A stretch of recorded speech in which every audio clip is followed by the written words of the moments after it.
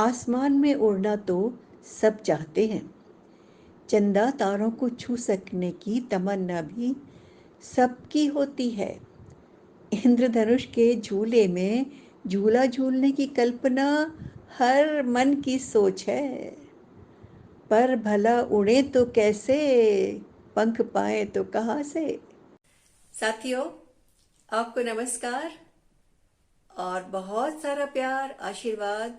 आमने सामने में जुड़कर आपने पूरा कर दिया मेरा अरमान और मेरे चेहरे पे आ गई एक मीठी सी मुस्कान।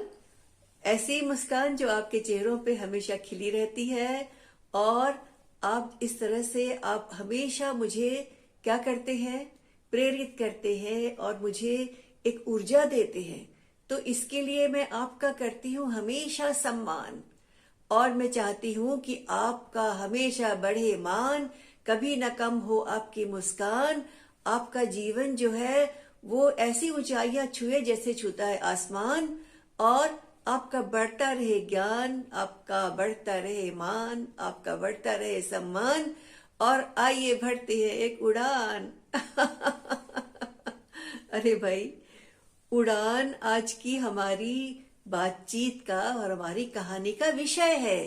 हाँ, उड़ान उड़ान भरना किसे अच्छा नहीं लगता। हर कोई चाहता है, हर व्यक्ति चाहता है, हर बच्चा चाहता है, हर बड़ा बूढ़ा चाहता है कि वो उड़ान भरे, उनके भी पंख लग जाए और वो भी आसमान की सैर करके आए। लेकिन उड़ान कौन भर सकता है भाई? उड़ान तो वो भर सकता है जिसके पंख हो। हमारे तो पंख ही नहीं है, है ना। लेकिन हमारे पास दिमाग है, हम कल्पना कर सकते हैं, जी हाँ। और हम सोच सकते हैं और हम सपने भी देख सकते हैं। तो सपनों में देखते हैं जब हम अपनी उड़ने की अरमान को पूरा होते हुए, तो हमें कितना मजा आता है। लगता है हम बादल तक उड़ रहे हैं, आसमान को छू रहे हैं।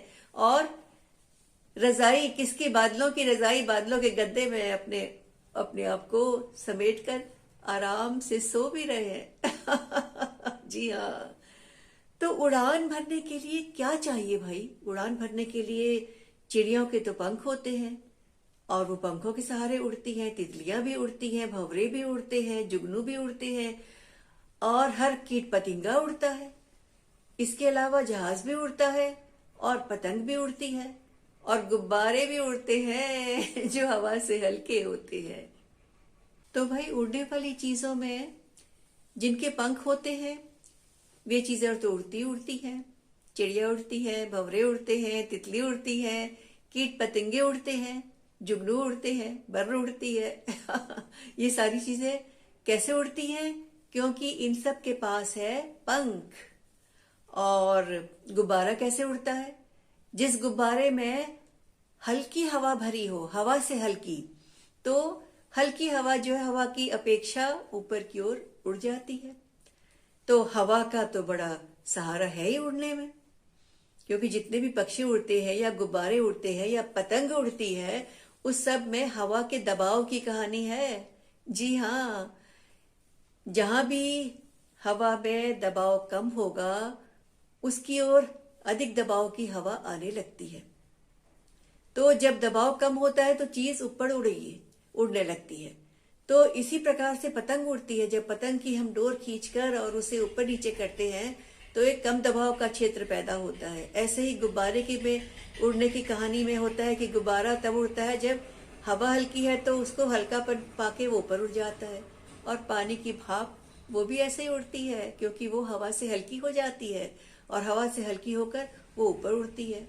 तो हवा का तो बड़ा खेल है भाई। और कभी हवा धक्का देकर धूल भी उड़ा देती है, धक्का देकर पत्तियों को भी उड़ा देती है, धक्का देकर कागज भी उड़ा देती है। जी हाँ, आधी आती है तो बड़ी बड़ी चीजें उड़ जाती है जी तो ये हवा का खेल तो है। लेकिन ये सब बातें छोड़ के भी हम अगर उड़ने की सोचे तो कैसे सोचेंगे?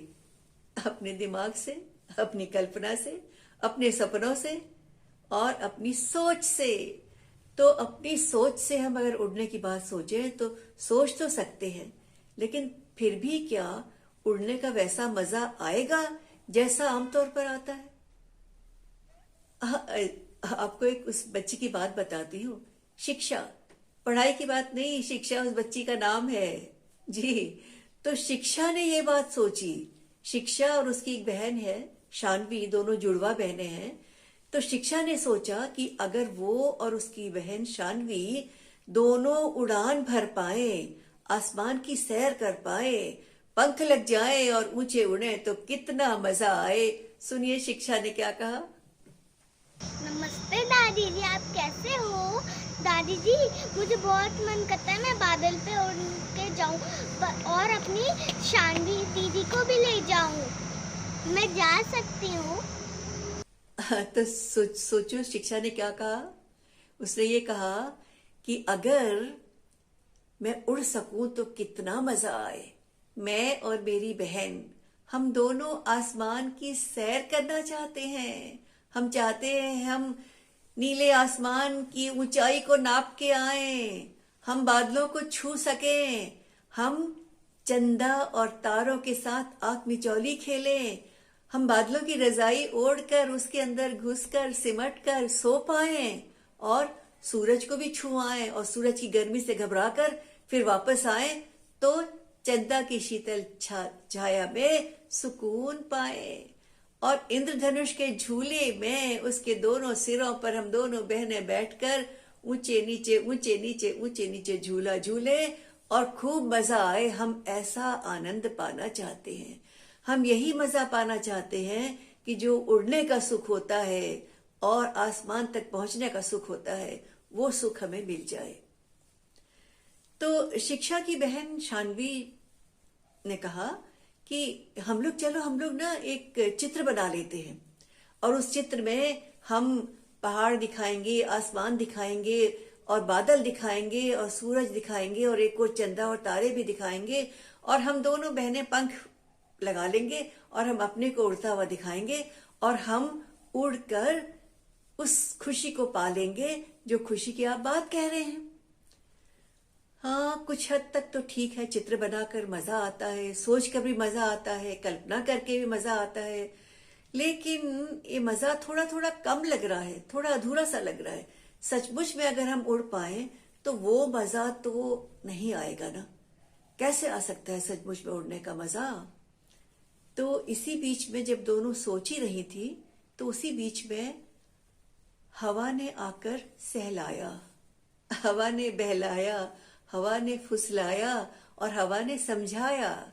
हवा ने कहा कि तुम लोग चित्र बनाकर एक कल्पना कर रहे हो, उस कल्पना से थोड़ी सी तसल्ली तो पा रहे हो, लेकिन तसल्ली थोड़ी सी पाकर आनंद तो नहीं मिलेगा। आनंद कब मिलता है? मैं जब लोगों को सहलाती हूँ और लोगों को खुश करती हूँ, कैसे जीवन देती हूँ, मेरे अंदर ऑक्सीजन होती है, उस ऑक्सीजन से सबको जीवन मिलता है। पेड़ पौधे पशु पक्षी सारी जीव जंतु मनुष्य सब मेरे वजह से जीवित रहते हैं। तो जो जीवन देने का मेरा काम है, मैं जब वो काम करती हूँ ना तो मैं उड़ने जैसा सुख पा सकती हूँ। तब मुझे खुशी मिलती है, क्योंकि दूसरों को सुख देके, दूसरों को जीवन देके, दूसरों को आनंद देके, दूसरों को गति देके, दूसरों को प्रवाह देके जो खुशी मिलती है वो किसी और काम से नहीं मिल सकती। उड़ने से भी अच्छी खुशी होती है वो। इसी बीच में सूरज की किरणें आई और सूरज की किरणों ने उनको धीरे से सहलाया और सूरज की किरणों ने क्या कहा? उन्होंने कहा, हाँ, हवा की बात ठीक है। हम भी जब लोगों के पास पहुंचते हैं, अंधेरे को दूर भगाते हैं और रोशनी फैलाते हैं और पशु पक्षी कीट पतंगे हर एक को हमारी जरूरत होती है। हम भी जीवन देने का काम करती हैं। हम सूरज की रोशनी, सूरज की किरणें पूरे जग में हरियाली लाती हैं। हमारी वजह से भाप बनती है, पानी ऊपर बादलों तक जाता है, बारिश होती है। हमारी वजह से प्रकाश जो है वो पत्तियों के साथ मिलकर पौधों के लिए, पेड़ों के लिए भोजन बनाता है। हमारी वजह से सबको ऊर्जा मिलती है, हमारी वजह से ताकत मिलती है। हम सबको सुख देने का, सबके कष्टों को दूर करने का काम करते हैं और हम सबको चेतना देते हैं, सबको ऊर्जा देते हैं, ऊष्मा देते हैं, प्यार देते हैं, गरिमा देते हैं। तो इस तरह से जो हम सुख पाते हैं ना, जो दूसरों को सुकून देने का, कष्ट हटाने का, उनके प्राणों को जीवित रखने का, वो जो सुख है, वो सबसे बड़ा सुख मिलता है हमें। उड़ने की क्या बिसात, हम तो चारों ओर फैलकर दूसरों को उनके दुख का निवारण करके ही सुख पाती है। तभी ऐसा लगा मानो आसमान ने भी ली अंगड़ाई। हाँ, और उसमें भी उन दोनों बहनों से, शिक्षा और शानवी से मुस्कुराते हुए कहा कि भाई फैलने में जो मजा है, दूसरों को अपने आप में रख लेने में, देखो मैं आसमान में सूरज को, चंदा को, तारों को, बादलों को, हर एक को अपने में समेट के रखता हूँ, ग्रहों को, नक्षत्रों को, सब मुझ में रहते हैं। दूसरों को समेट कर रखना, दूसरों के साथ प्यार करना, दूसरों के अपने आप में समा लेना, इससे मुझे जो खुशी मिलती है, मुझे उड़ने की जरूरत नहीं पड़ती। मुझे तो उड़ने का आनंद दूसरों को सुकून देके, दूसरों को तसल्ली देके, दूसरों को अपने साथ सिमटा के, अपने साथ बिठा के, अपने आगोश में भर के, उस तरह से मुझे खुशी मिलती है। इतनी में क्या हुआ, एक पानी की बूंद टपकी टप से, और पानी की बूंद ने क्या कहा? पानी की बूंद ने कहा कि हम आसमान से आए हैं अभी लेकिन हम आसमान तक उड़ान भर के गए थे। कैसे? अरे भाई, सूरज की किरणें जब पानी को गर्म कर देती हैं और भाप बनती है, तो हम उड़ सकती हैं, हम भी उड़ती हैं, हम आसमान तक पहुंच जाती हैं। लेकिन बादलों के पास पहुंच के जब हम बादलों की ओट में छिपती हैं, इकट्ठी होती हैं, तो क्या होता है? तो हम बारिश बन के टप टप टप टप नीचे गिरते हैं और नदी को, नालों को, समुद्र को और तालाबों को और तालों को और नहरों को, सबको पानी से भर देते हैं। खेत को, खलिहान को, चिड़िया को, पक्षी को, पंछी को और इंसान को और जानवर को, हर एक की प्यास बुझाती हैं। और क्या करते हैं? तरोताजा रखते हैं सबको और सबको जीवन देते हैं, सिंचाई करते हैं, फसल उगती है, खेती लहलहाती है, हरियाली आती है। तो हम उड़ तो सकते हैं, लेकिन हमें इस काम में जो सुकून मिलता है, इस काम में जो तसल्ली मिलती है, इस काम में जो आनंद आता है, वो काम उड़ने में उस आनंद की क्या तुलना है, उसकी क्या बिसात है। तो इसलिए दूसरों को आनंद देने में, दूसरों को सुख देने में, दूसरों के कष्टों को खत्म करने में जो सुख मिलता है, वो उड़ने के सुख से भी बेहतर सुख होता है। तो साथियों, शिक्षा और शानवी को कौन कौन से साथी मिल गए थे अचानक से? उन्हें मिल गई थी हवा, उन्हें मिल गया था सूरज, उन्हें मिल गया था आसमान, उन्हें मिल गया था पानी, और उनके पैरों के नीचे क्या थी? धरती। सबने मिलकर क्या कहा? सबने मिलकर समझाया कि अगर दूसरों को सुख दोगे, दूसरों के कष्टों को खत्म करोगे, दूसरों की मदद करोगे, तो तुम्हें उड़ने से भी बेहतर सुख मिल जाएगा। उड़ने का सुख तो क्षणिक होता है, थोड़ी देर का होता है, लेकिन दूसरे को सुकून देके, दूसरे के कष्ट को हटा के, दूसरे की सहायता करके, दूसरों के मित्र बन के और दूसरों को सही राह पर आगे बढ़ाकर चलने से जो खुशी और जो आनंद मिलता है, वो आनंद सबसे ऊपर है, सबसे बढ़िया है, सबसे मजेदार होता है। सूरज की तरह आप दूसरों का अंधेरा मिटाएं और बादल की तरह परजीवी बन के दूसरों के बरस के धरती को भिगाएं, पानी की तरह प्यास बुझाएं और हवा की तरह सबको सहलाकर सबको जीवन दान दें। तो जो सुख मिलता है, उड़ने का सुख, उसके सामने कुछ भी नहीं है। पंख लगाकर उड़ लो, फिर नीचे ही आओगे, प्यास भी लगेगी और भूख भी लगेगी और खुशी भी चाहिए, और क्या चाहिए? सुकून भी चाहिए, हवा भी चाहिए और धूप भी चाहिए।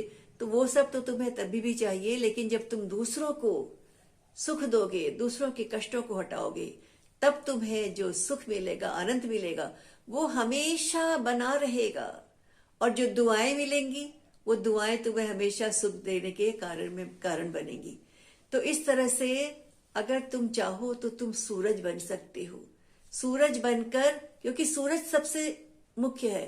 सूरज रोशनी भी देता है, ऊष्मा भी देता है, पानी गर्म करके हवा को भाप बनाकर बादलों तक ले जाकर बारिश भी कराता है, और हरियाली भी देता है, और जीवन भी देता है, ऊर्जा भी देता है। तुम भी चाहो तुम सूरज बन सकते हो। कैसे? अगर तुम दूसरे की मदद करो, बूढ़ों की सहायता करो, और दुखियों का मन बहलाओ, जो किसी कष्ट में हो उसके कष्ट को खत्म करो, तो तुम भी बन सकते हो सूरज। तो एक गीत आप सुनेंगे अभी कि हम भी बन सकते हैं सूरज। जी। तो शिक्षा और शानवी ने ये निश्चित कर लिया कि वो अब हमेशा दूसरों की सेवा करेंगे, दूसरों के कष्टों को कम करेंगे, और सूरज बन के चमकेंगी। हाँ, सूरज बन के दूसरों के अंधेरों को खत्म करेंगी, दूसरों के उजियाले को बुलाएंगी, दूसरों के कष्टों को कम करेंगी, दूसरों को ताकत पहुंचाएंगी, ऊर्जा देंगी, ऊष्मा देंगी, प्यार करेंगी, और सबसे स्नेह का व्यवहार करेंगी।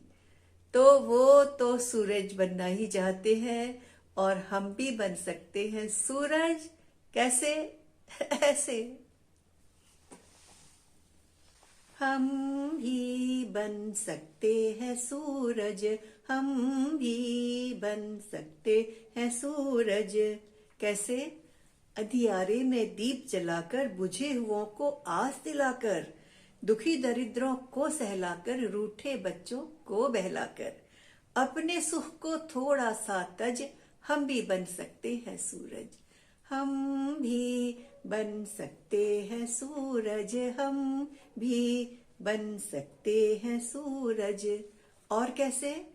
बूढ़ी माँ की बनकर लाठी, बूढ़ी माँ की बनकर लाठी, छोटों के बनकर सहपाठी, और अनपढ़ को दे पुस्तक पाठी, अपना कर अपनी परिपाटी, लेकर गुरु के चरणों की रज, हम भी बन सकते हैं सूरज।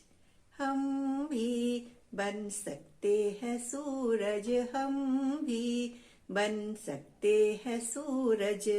और कैसे? प्रकृति जीव में ताल मेल कर, प्रकृति जीव में ताल मेल कर, प्रीति प्यार उन पर उड़ेल कर, बाधाओं को परे ठेल कर, और तूफानों को सहज झेल कर, अपने मन में रख कर धीरज, हम भी बन सकते हैं सूरज। हम भी बन सकते हैं सूरज, हम भी बन सकते हैं सूरज, हम भी बन सकते हैं सूरज। तो आप भी सूरज बन सकते हैं अगर आप दूसरों की मदद करेंगे, दूसरों को सुख पहुंचाएंगे, दूसरों को सुकून देंगे, दूसरों की विपत्ति को हरेंगे, कठिनाइयों का सामना करके आगे बढ़ते रहेंगे, तो आप भी सूरज की तरह चमकते रहेंगे, और आपकी दीप्ति जो है, आपकी चमक, आपकी रोशनी पूरी दुनिया को रोशन करेगी। तो सूरज की तरह बने, सूरज की तरह चमके।